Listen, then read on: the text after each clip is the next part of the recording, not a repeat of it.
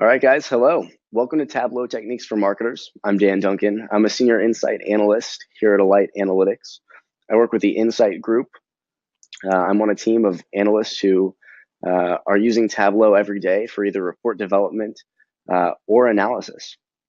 So we're here today for the Tableau Techniques for Marketers session, but what we're really going to focus on is the Tableau conference, specifically this year's Tableau conference. It was just a few weeks ago in Las Vegas. It was a really awesome 4-day conference with 15,000 data nerds in one central hub. There was a ton of networking, learning, just a lot of cool stuff going on, and some amazing speakers too.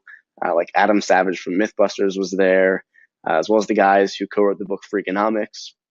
Their podcast is one of my favorites, so I was especially excited about that.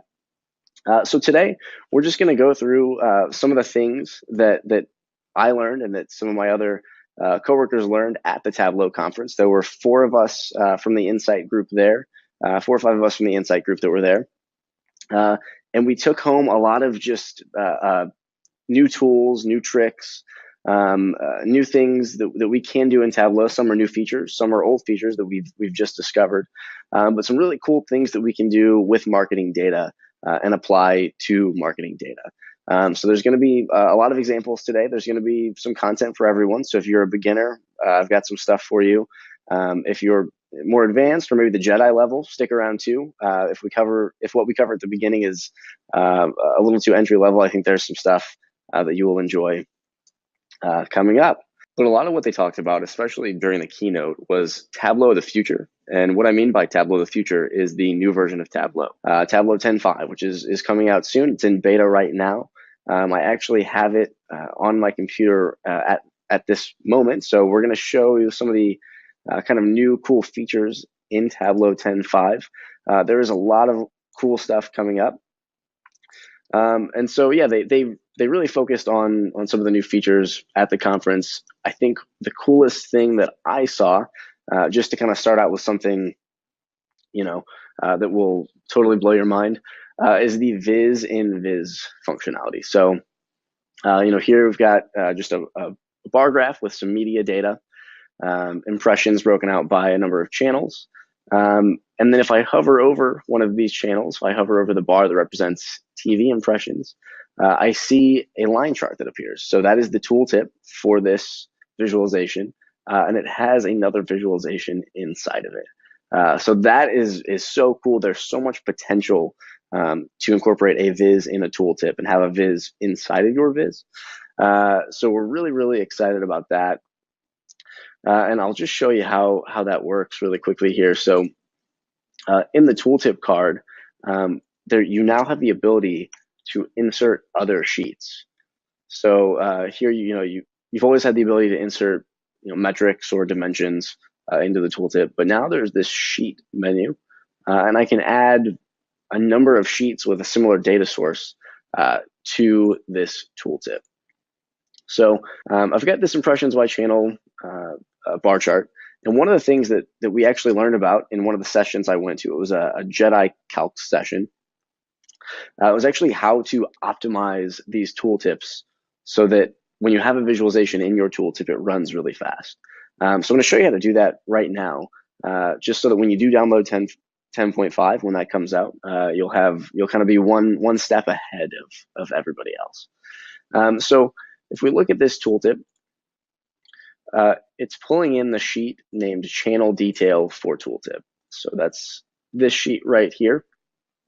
You'll notice in this sheet, it looks really busy. Every channel has its own line, and so it's kind of hard to read.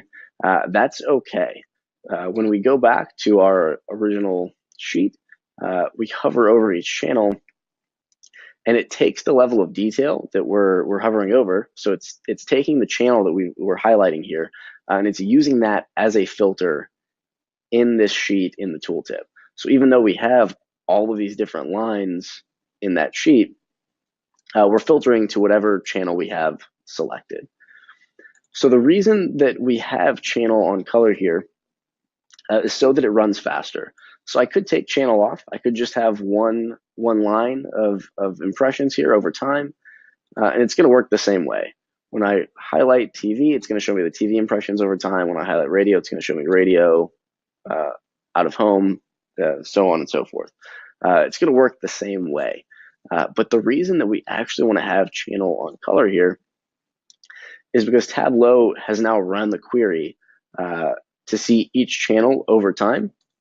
So now when I highlight over radio, it doesn't have to run an additional query with the filter of radio. That's already filtered. It's going to load that much quicker. You probably won't see a huge difference in load time today because we're using a pretty small data set. But when we start using millions and millions of rows of data, this is a tip that's really going to come in handy just to make this process run smoother and run a lot quicker. So that is the Viz in Tooltip feature coming in Tableau 10.5. One of the things that they talked a lot about at the conference as well was kind of how this is possible. So if we think back to, maybe even a year or 2 years ago, Tableau wasn't as fast. The idea of doing something like that would be a pretty tricky proposition. It might be a little clunky, but now Tableau has this new data engine that they're incorporating in Tableau 10.5 called Hyper. And that is something that they talked a lot about at the conference, and it looks really, really cool. So Hyper is some technology. It was originally developed at the Technical University of Munich. It's Tableau's new data engine, and it runs extracts and queries way, way, way faster than Tableau could in the past. So now all extracts will be created using Hyper. All queries will be executed using Hyper. And it's just going to make the visualization experience in Tableau that much better.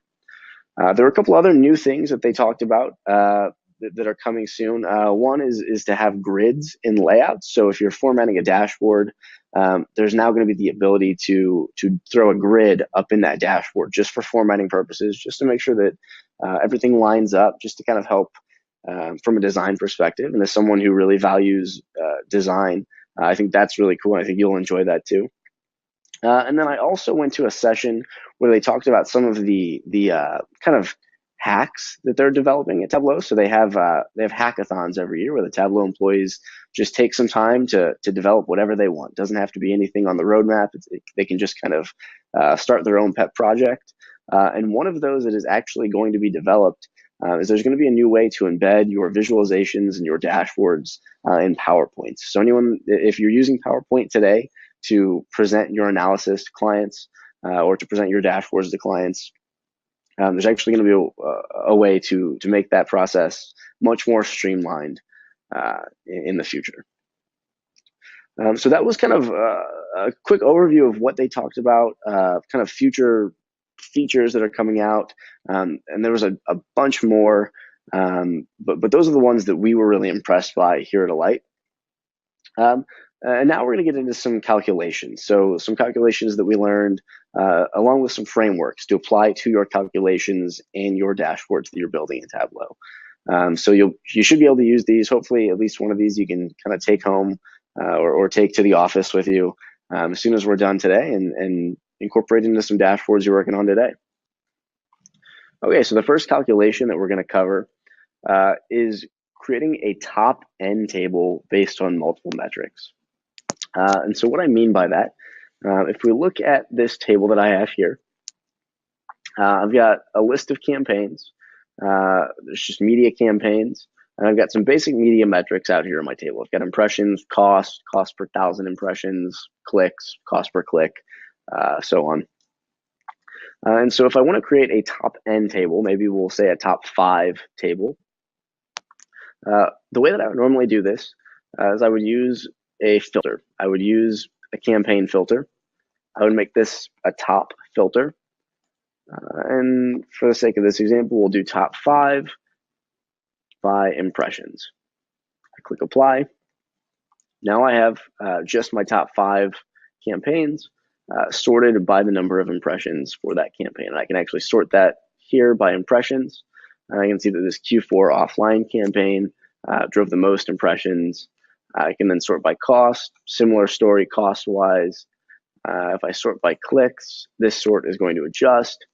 But what you'll notice here is that every time I sorted, I'm still looking at these 5 campaigns that have the largest number of impressions in my data set. I'm not looking at the 5 campaigns with the most clicks. I'm not looking at the 5 campaigns with the highest cost per click. I'm always looking at the 5 campaigns with the most impressions. If I ever want to change this, maybe look at the 5 campaigns with the most clicks, I would actually have to edit this filter and show top 5 by clicks instead, and then my campaign values change. So it's kind of clunky. It's kind of a hassle to do that, and it's not the best way to create a top-end table. However, that's just how I've built them historically. That's how we've built them in Alight. What we learned at the conference this year was a much easier way, a much cooler way to build top-end tables using the index function. So what is the index function? It is a table calculation. And it is pretty simple. It is just index and then a set of parentheses there. And what it does is it looks at the data that is in your view. Make this discrete. Looks at the data that's in your view after all the filters and sorts have been applied. And it returns the index of the current row in the partition. So we've got 19 campaigns here, and we're sorting by impressions. So index is literally just going to go down the line and give the first value an index of 1, the second value an index of 2, so on and so forth. You'll notice that if I sort this by clicks instead, that index remains the same, but the campaigns over here do not. So now campaign 12 is given an index of 1, campaign 3 is given an index of 2, so on and so forth. So if I want to create a more dynamic top-end table, what I can do is actually use index as my filter. So I'll drag index over to the filters card. And let's say I just want to see values 1 through 5. Click OK. And so now I've sorted by clicks, and I see 5 campaigns that have the most clicks. However, if I go over here and I sort by impressions, suddenly I now see the 5 campaigns that have the most impressions. So it's a much more dynamic way to build a top-end table, and I think this actually makes much more sense for building tables in Tableau that are top 5, top 10, top 20, and so on. So this will just constantly update depending on how I sort. It's very dependent on the data that I have in the view because it is a table calculation. So another session that we went to that we thought was really interesting was on eye tracking. So this pertains to dashboard formatting and just how you put different sheets into a dashboard. So Tableau conducted some eye tracking studies.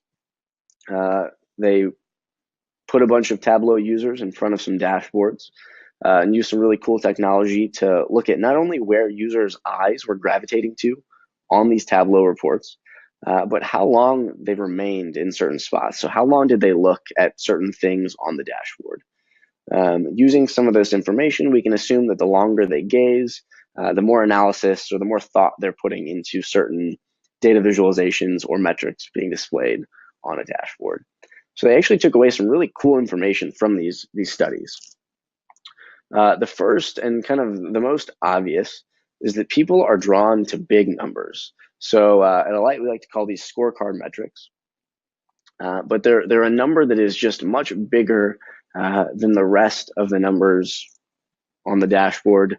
Usually don't have a visualization associated with them. Maybe some sort of spark line underneath here might work, but people look for big numbers, and that's where their eyes go first. We also learned that people are more drawn to big numbers when there is contrast in the color. So if I have, if this is maybe a deep red and everything else, and my dashboard is kind of a pale gray or pale blue or something, their eyes are going to jump towards that deep red number first. We also learned that it did not matter whether those big numbers were on the left or the right. If they were on the right side, they're still going to gravitate towards that first. It's really just the appeal of that big number that our eyes are drawn to. So if you have a metric that you really, really want to highlight in a dashboard or in a report, make it a big number and put it somewhere near the top. Now, what they did learn is that top or bottom does make a huge difference in where users' eyes gravitate to. So it doesn't matter if this number is on the left or right, but if it is on the bottom, if it's kind of what we would call below the fold, then users are not going to look there as often. It's just not going to be viewed as long. So right or left doesn't matter, but top or bottom is important. If you want the user to see something, and it's really important that they do see a visualization or a metric, make sure that that's in the top, and then use the bottom of the dashboard for kind of more of the detail. Something else that we found that was pretty interesting, I thought, was that people are drawn to human shapes. We like to look at ourselves. So kind of tough to incorporate a good example into this really basic media dashboard. But we've got this little guy here who is just kind of pointing up to this big number.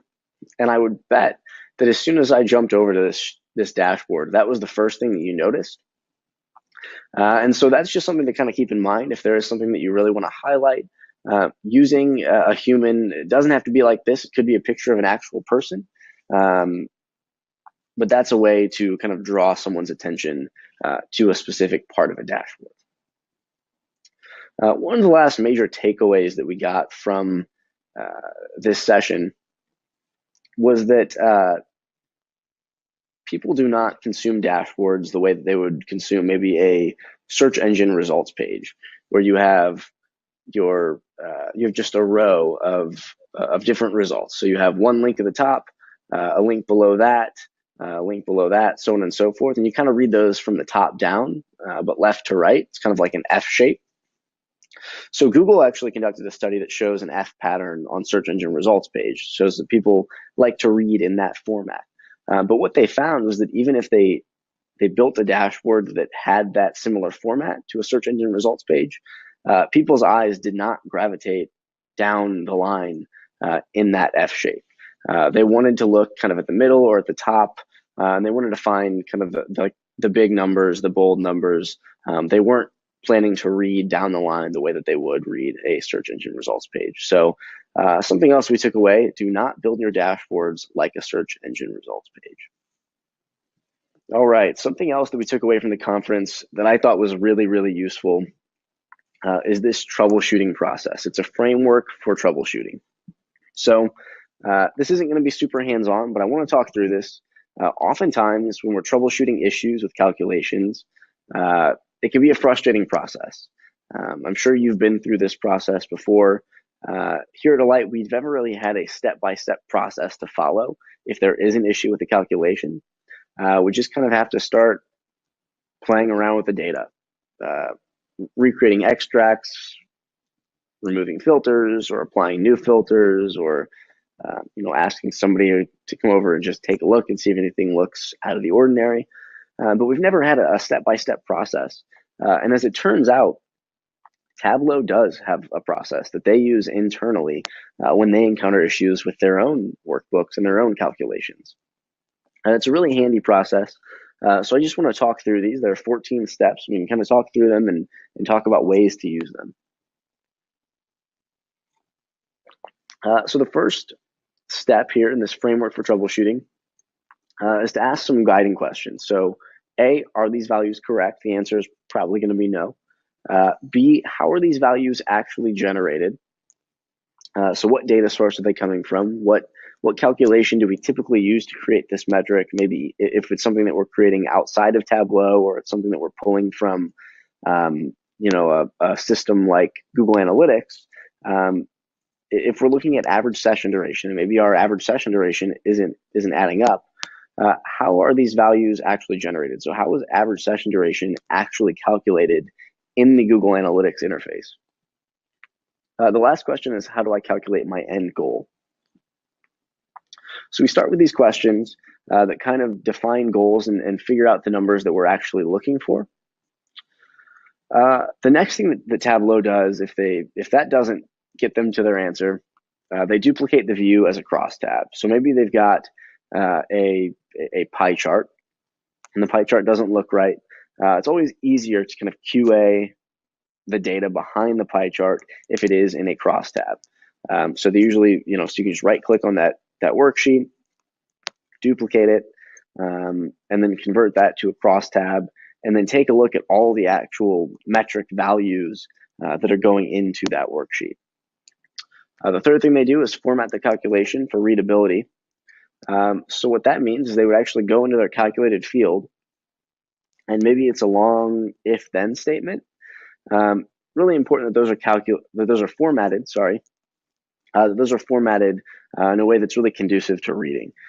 So you could have one really, really long if-then statement that is on one line, and that will work. It will get you where you want to go, but it's not going to be easy to read, and it's going to be really hard to QA, especially if someone else opens your workbook and tries to figure that out. So they format the calculation for readability. They can create new lines.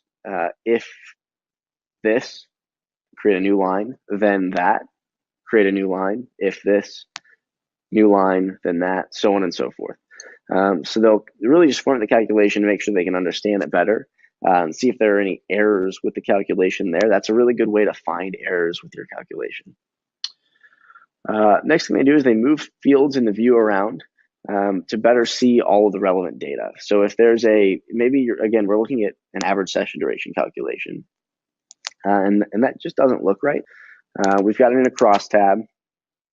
So maybe we can take the components of average session duration, the number of sessions, and the session duration metric from Google Analytics, and we would add those two metrics to our crosstab to see if it looks like that calculation is even working correctly.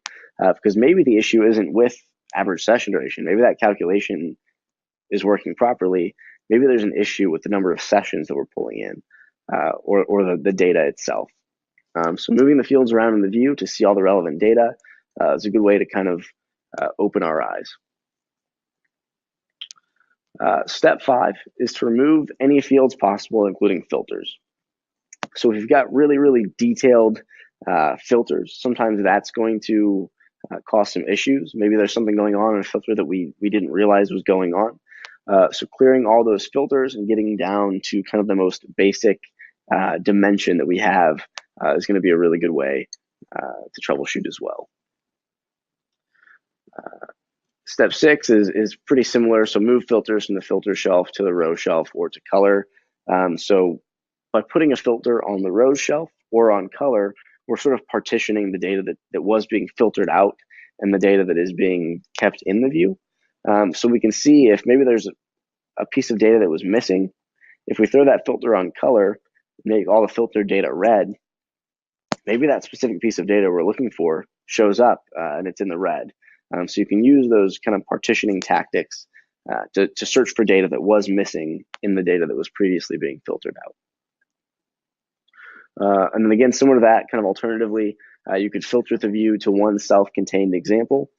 So using average session duration as our example again, maybe if we were filtering out certain channels, we could then filter the view to one specific channel at a time to see if we can diagnose the issue if it's with one certain channel.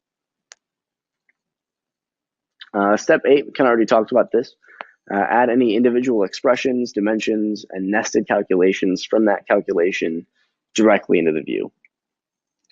So if we do have a really long calculation that maybe has some nested calculations inside of it, maybe there's a table calculation inside of a longer calculation, or you have a calculation inside of a level of detail calculation, pull that calculation out from inside of it, and then throw that onto your rows or your column shelf and see if that nested calculation is working properly.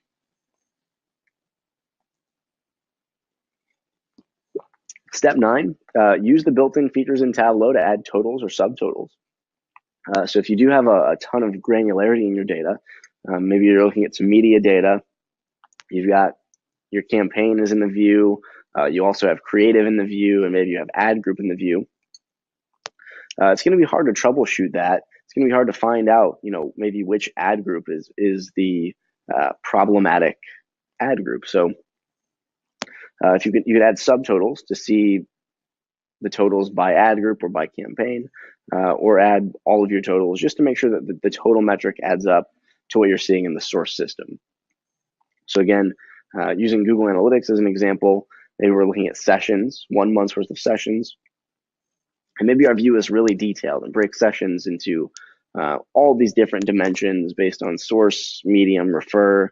If we add a grand total, we can at least see if all of the sessions for a given month match the sessions for a given month in that Google Analytics interface. Step 10, remove any expressions that are returning the correct values just to focus on the issue. So maybe you do find that one suspect channel that's giving you bad data. Filter so that you're only looking at that channel, and then start throwing some other information into your view to see if you can diagnose the issue that way.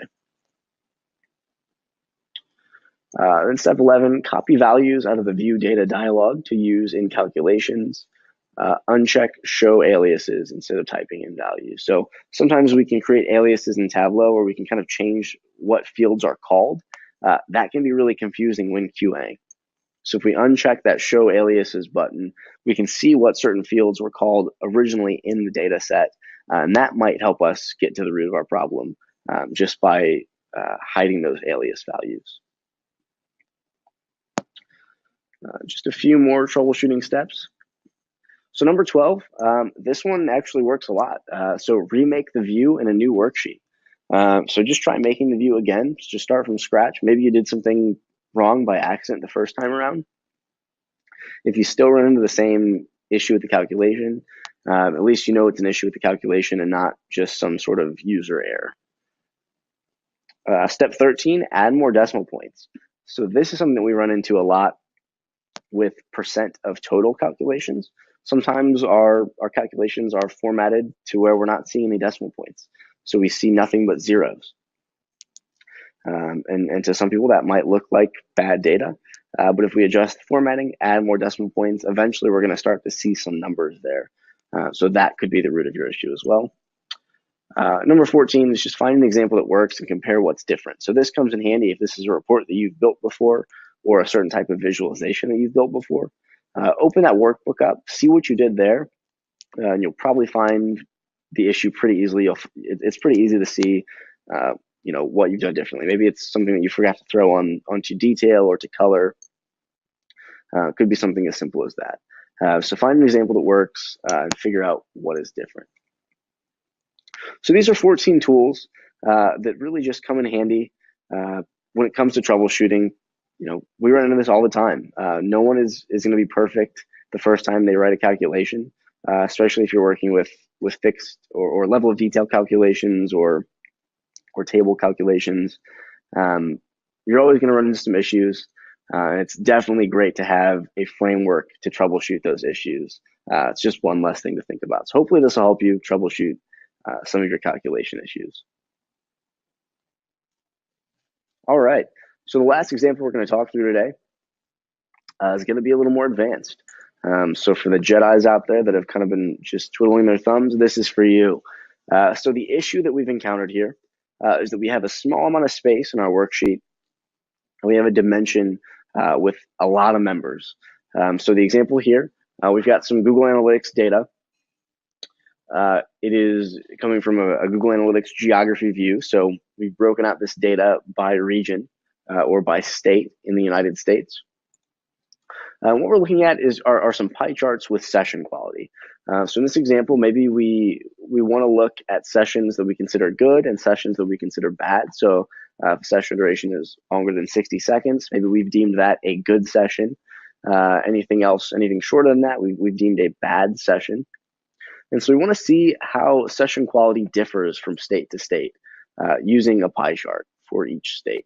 So we've got a ton of values or a ton of members of this dimension. Our dimension is region.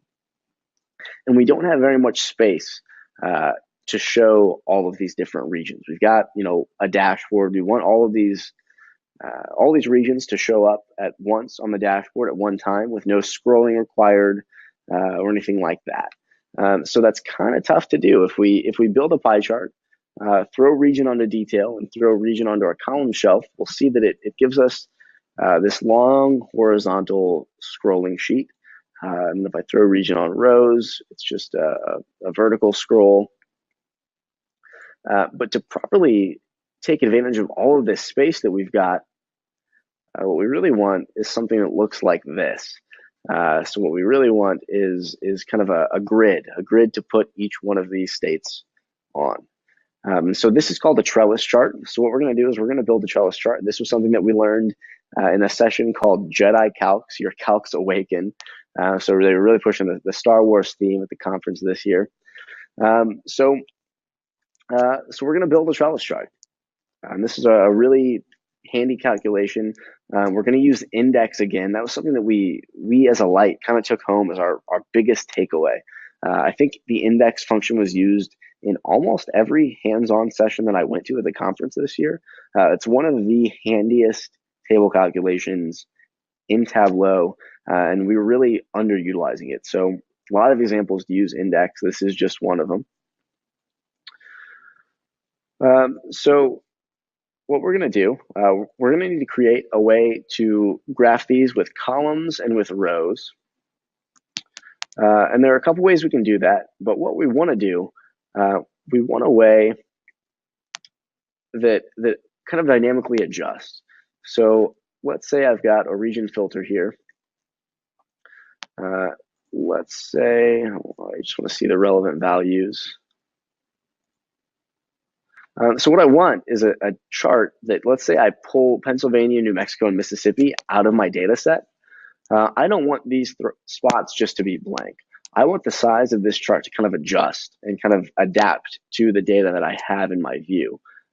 So if I did something like that, you'll notice that the chart just kind of adjusts size properly as I add data points and remove them from the view. So that's what we're trying to build. So like I said, we have to create a way to tell Tableau what column each pie chart belongs in and what row each pie chart belongs in. So we've kind of started here. We've got a pie chart for each region or each state. Next thing we need to do is create a calculation that looks at the square root of all of the regions in our data set. So I'm going to call this square root. There are a couple ways I could do it. Because I know how many states there are, I could just do a square root of 50. If I wanted to, if this was a value that might be updating, let's say I'm using channel in a media data set, and I might have new channel data flowing in tomorrow. I don't really know how many channels I'm going to have. I could also use a level of detail calculation. So that would be a square root, and it would be a fixed calculation, and I would count the distinct number of regions.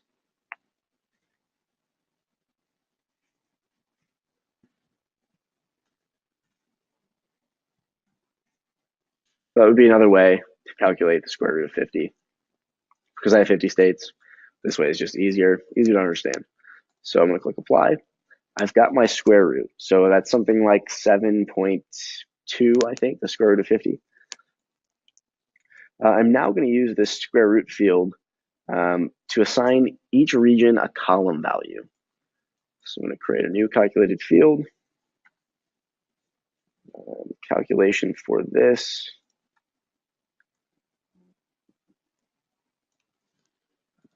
I'm going to cheat a little bit. For time's sake, I'm just going to paste that in there. So what we're doing, we're using the index function. And then we're also using the integer of the square root. And so what we're doing is we're saying, all right, we've got 50 states. Then we're creating that integer. So we're looking at the closest integer value. So it's going to drop that down to 7. So we're going to have 7 columns, basically, is what we're doing. And we're using index because it is a table calculation. And it's going to, that's what's going to make this update based on the number of states that we have in our view. So that's my columns calculation. Click OK. I can drag column out here. And I just need to compute this using region. And you'll see now, if I scroll down, it is partitioning these regions into different columns all the way down. So we're getting there. Next, we need to create a rows calculation. So for the columns, we used square root, taking the square root of the number of states. For rows, we're actually going to use a different function. So again, we're going to use index.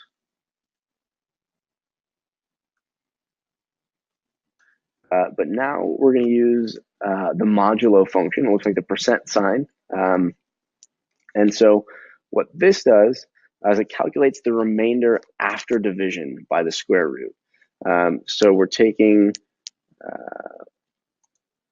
the modulo of the minimum square root. So we divide 50 by 7, and then the remainder there is something like 6. So it's going to use that remainder to calculate the number of rows that we need. So I'll click apply. Now I'll test out my row value. I'm actually going to remove region from rows. And I'm going to throw row on rows instead. We're going to compute this using region as well. So now we're starting to get there. We've got our grid. So I'm going to make the size a little bit bigger. The last thing you need to do is actually change the way that these table calculations are computed. So we're going to get into the edit table calculation menu. That's something that we used a lot at the Tableau conference as well, that I don't think we were as familiar with as we would have liked to have been.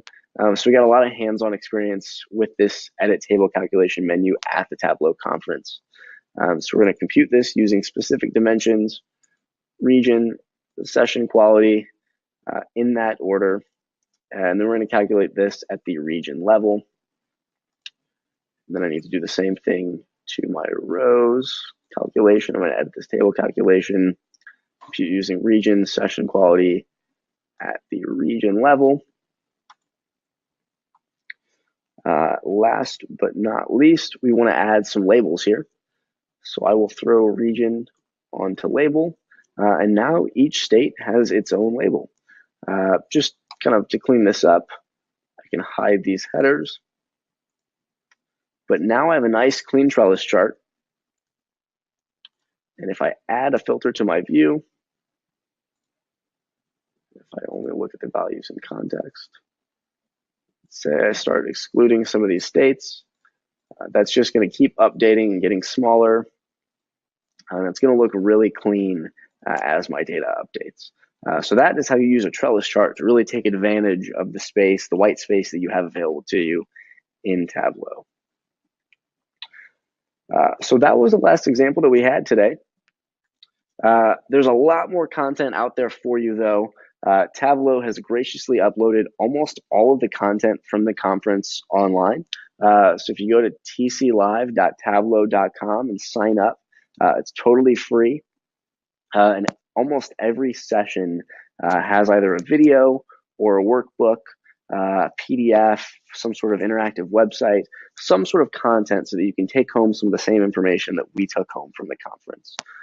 So we'll actually be sending this workbook out, and we have a link at the end of the workbook. The last dashboard here has a link to every session that I actually referenced during our session today, so you can download that content.